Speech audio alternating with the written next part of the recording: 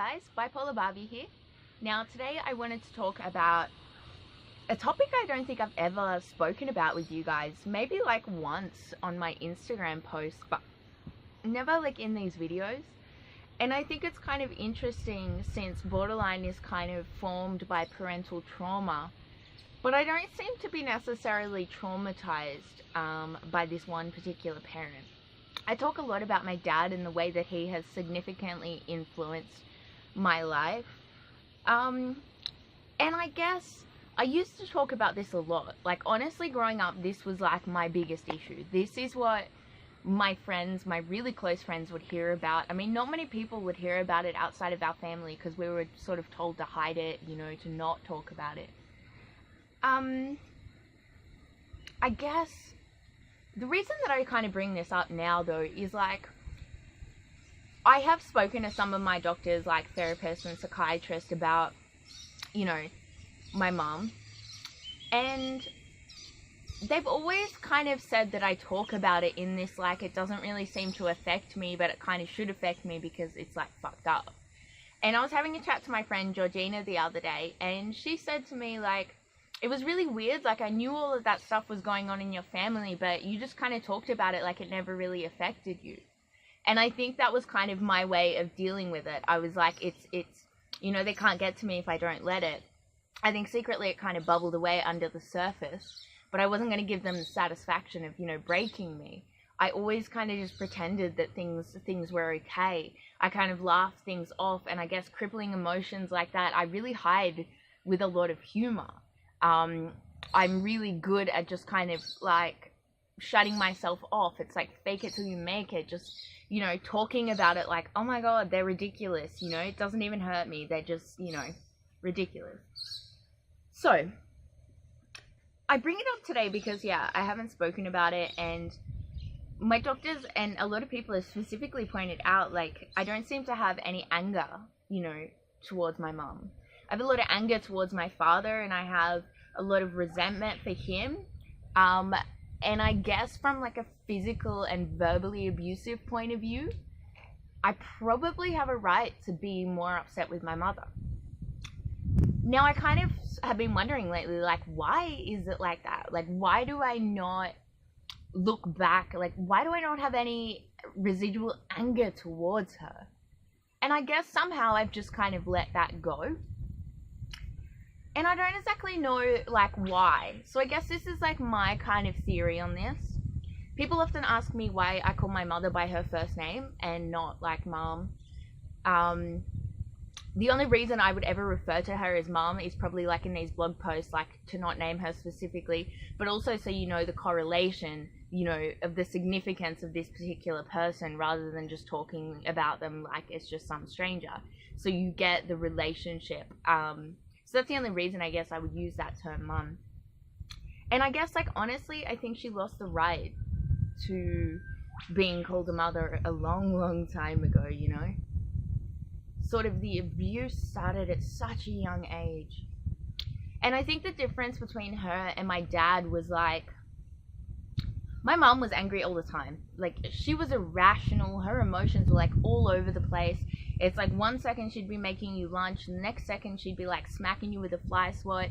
You know, the things that she said, like the things that came out of her mouth, like we used to all joke in the family that she had Tourettes. Because honestly, like the foul language that came out of her mouth was absolutely horrific. It was along the lines of F, beep, C, beep, and just like, it would literally just repeat from there. I think as a child, I sort of knew that she was unstable. Like even back then I used to say, like, if dad was angry, then I'd really done something wrong. Like, to get him to, like, that level of anger was pretty tough. And he was generally pretty fair in when he was angry and when he was upset, whereas my mother was just completely irrational. We all knew that. We all struggled with it. And looking back now, I think that had a lot to do with the fact she probably had premenstrual dysphoric disorder. I recognize the symptoms in myself now, and I recognize the symptoms in her. And I guess two things happened. Like, when I was in Germany, my dad finally cracked it, and he basically dragged her to the doctors and said, you need to sort this shit out, because if you don't, like, I'm going to leave her. And I think she also went through menopause about the same time. So I think both of those things calmed her down. She is like a hell of a lot calmer now, which is, you know, really awesome. I think for a long time though, when I got back from Germany, you know, it was kind of just like, oh, mum's fine now, so let's just pretend none of that happened. And I was kind of like, I can't pretend that none of this happened, because pretending that none of this happened, like sweeping it under the carpet, it's like, this affected me so much. Like, hearing from your own mother the profanity that came out of her mouth, but not just that, things like, I wish you'd never been born, you should go kill yourself, really harmful things like that on a daily basis were just really, I don't know, they were hard to hear as a kid. Like, stuff like that was really hard to live with. Like, the physical abuse was kind of nothing, because she was a tiny woman and she'd be really physically abusive, but she could hardly do any damage. I mean, sticks and stones might break your bones, but God, those names, I can still hear them in my head, like as clear as day. The entire dialogue I can still remember. And I have these children's diaries that I wrote diaries from like 10 years old. And literally every single day there was like 10 pages documenting like every single moment that I had lived and experienced, everything as it happened.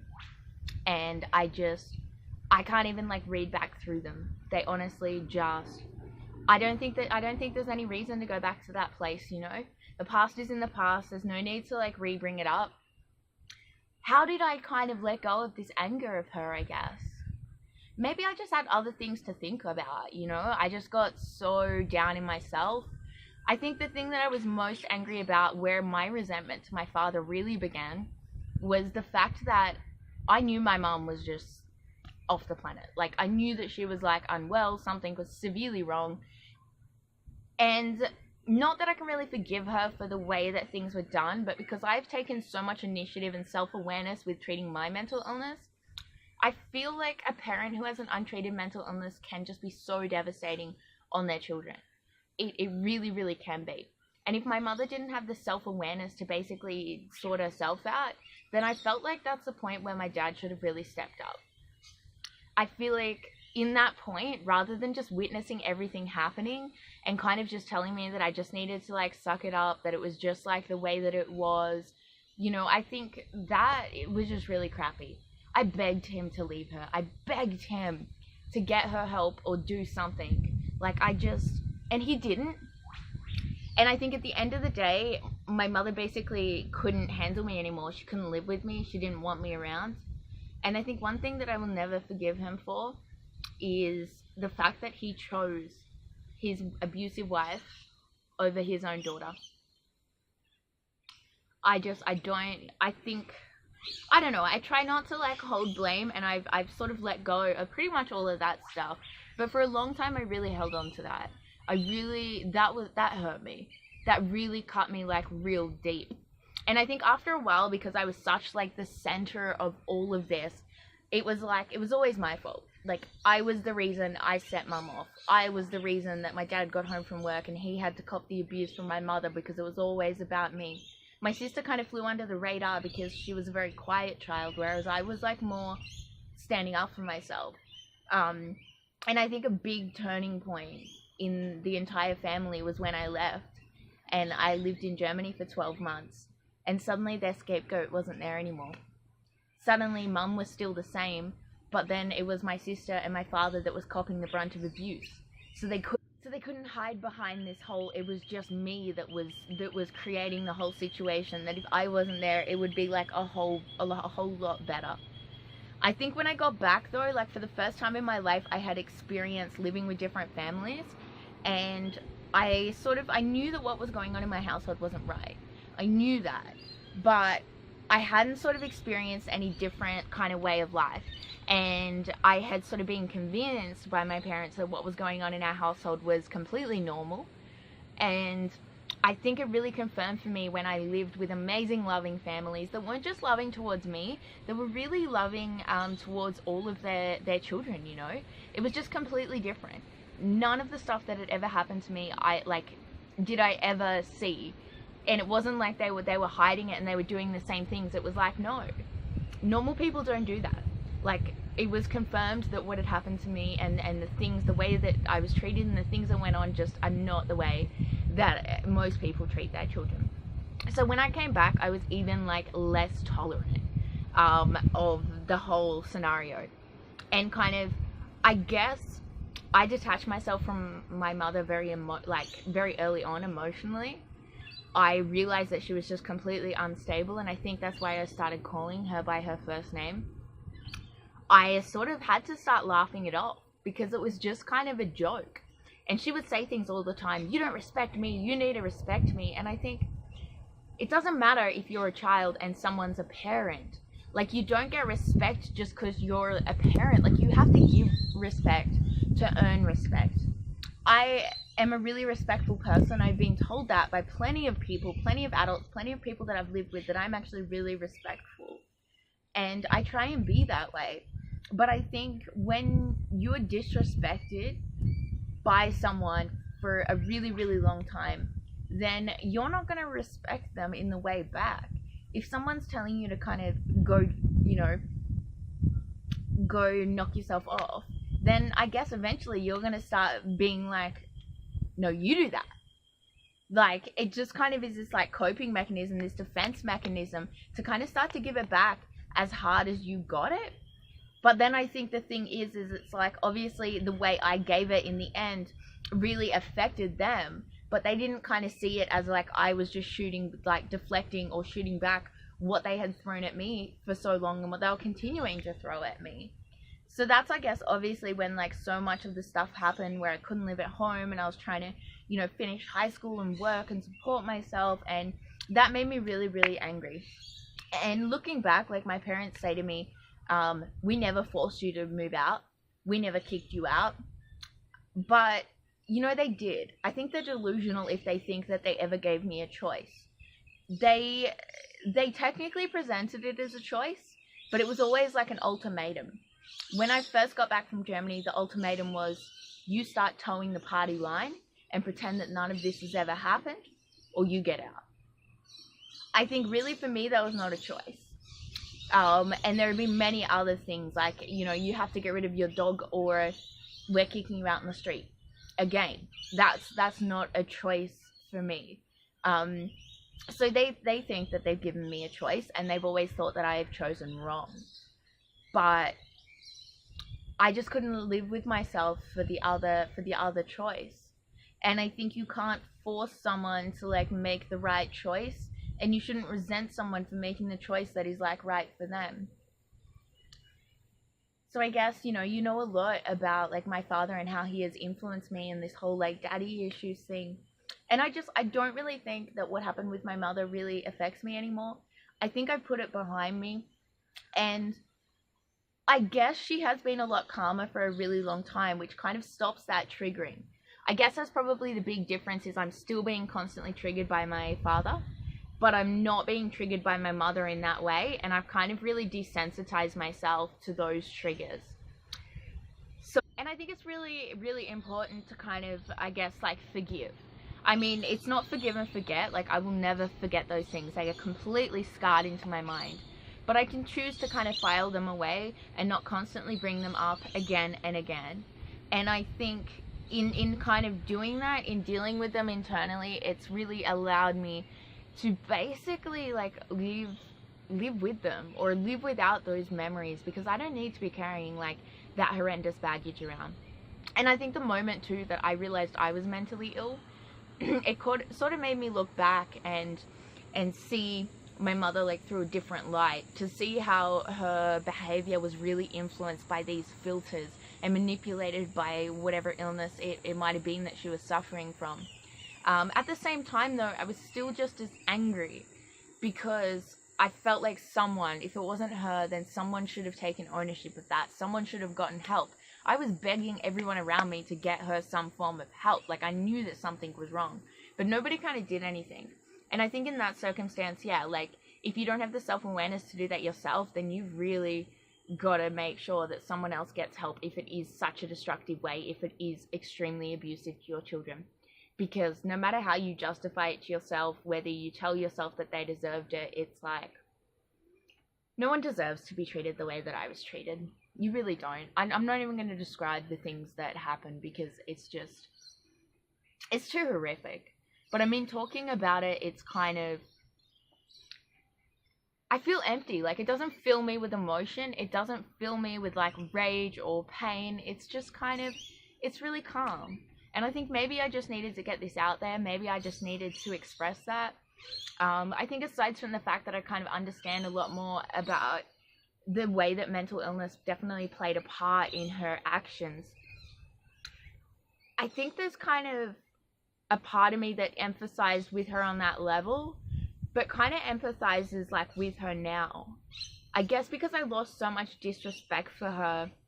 Like, I'll be honest, for a really long time, I still, I guess, think she's just a useless human being. Like, she's never worked. She's incapable of doing anything for herself other than, you know, knowing everything that's in the Aldi catalog and cleaning.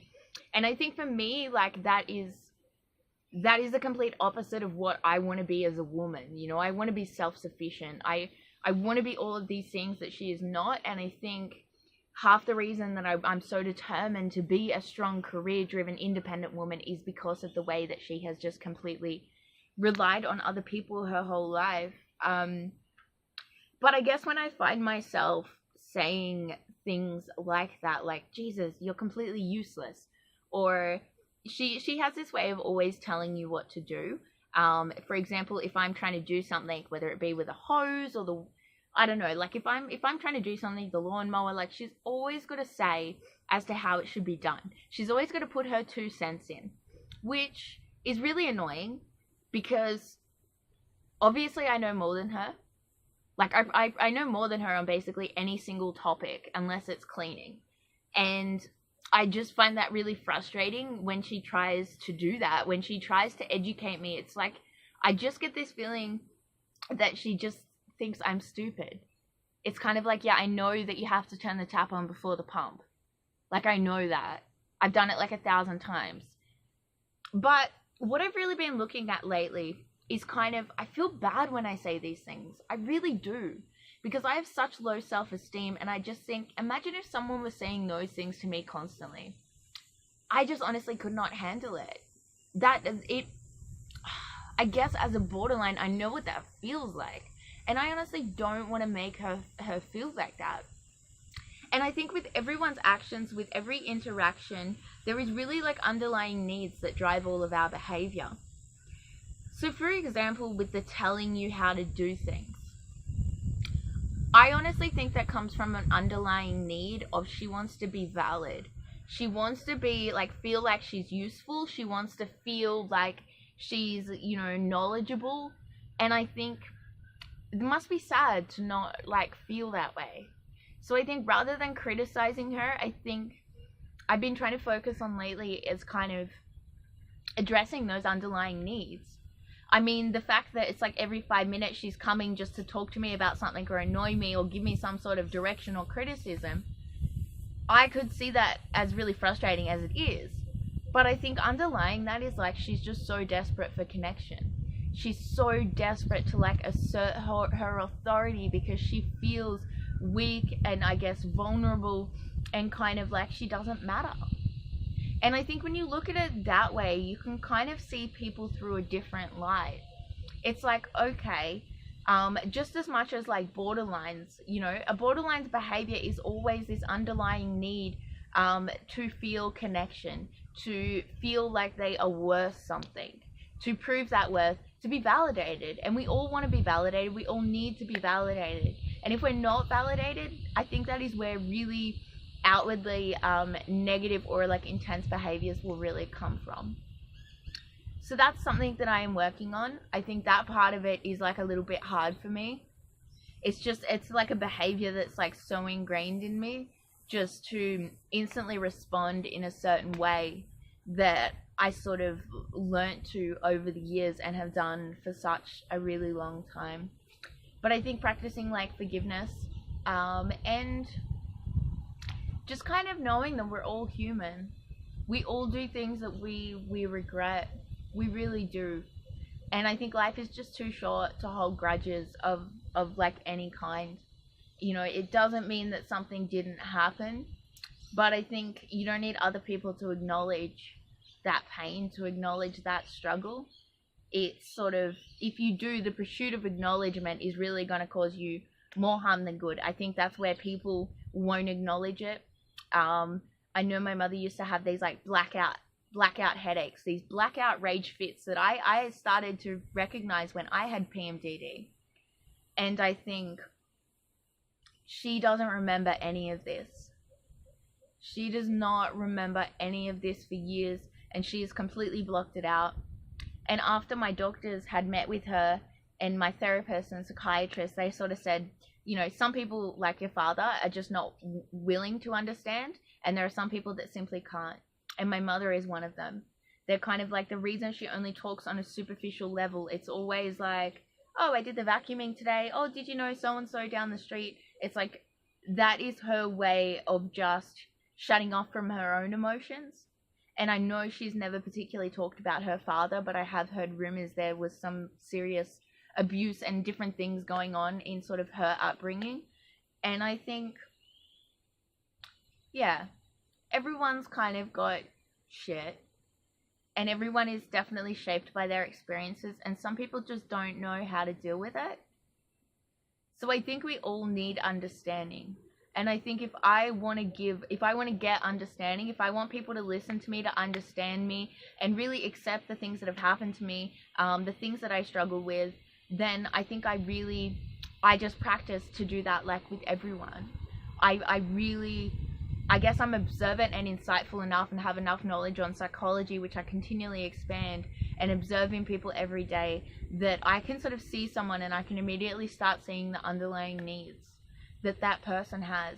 And I think it's drastically kind of changed my life, being able to see that maybe even before they recognize that in themselves. But I think in that case, you can give someone what they need, not what they're asking for. In some circumstances, you want to make sure that you give them what they're asking for, but I think a lot of people don't even know what it is that they really want. Like they'll tell you that they want you to do this, they want you to do that, but maybe what they really need is connection, is security, you know?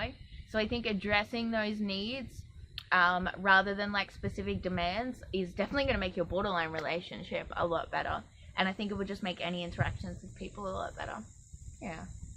So let me know what you think, guys, what you think of this video, what your thoughts are on it all. I'd love to know. Just put it in the comments below. Make sure to subscribe if you haven't, and please give this video a thumbs up if you like it. Thanks, guys.